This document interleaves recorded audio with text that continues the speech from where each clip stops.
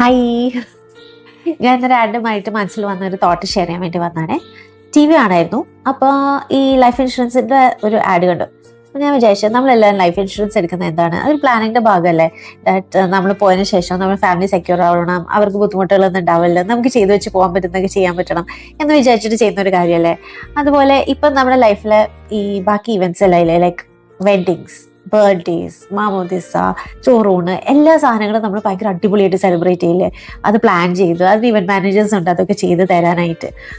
അപ്പോൾ പിന്നെ എന്താണല്ലേ നമ്മൾ ലാസ്റ്റ് റൈറ്റ്സ് പ്ലാൻ ചെയ്ത് വെച്ചിട്ട് പോവാത്ത, മനസ്സിലായില്ലേ?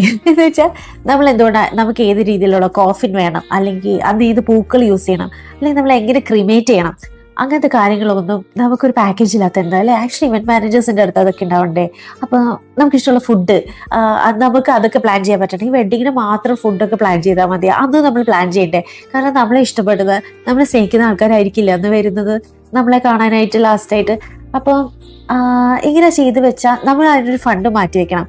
അപ്പോൾ എനിക്ക് തോന്നുന്നത് നമ്മുടെ ഫാമിലിക്ക് അതൊരു ബർഡൻ കുറവുമായിരിക്കും. പ്ലസ് അവർക്കൊരു സന്തോഷം കൂടെ ഉണ്ടാവില്ലേ, നമ്മുടെ ഇഷ്ടത്തിന് തന്നെ എല്ലാം നടന്നിട്ടുള്ളത് ലാസ്റ്റായിട്ട് എന്നുള്ളത്, അതൊരു സംതൃപ്തി കൂടെ ഉണ്ടാവില്ലേ.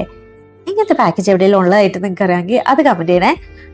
ഇനിയിപ്പോൾ ഇല്ലെങ്കിൽ നിങ്ങൾക്ക് ഇതിനെപ്പറ്റി എന്താ അഭിപ്രായം അതും കൂടെ അറിയിക്കണേ.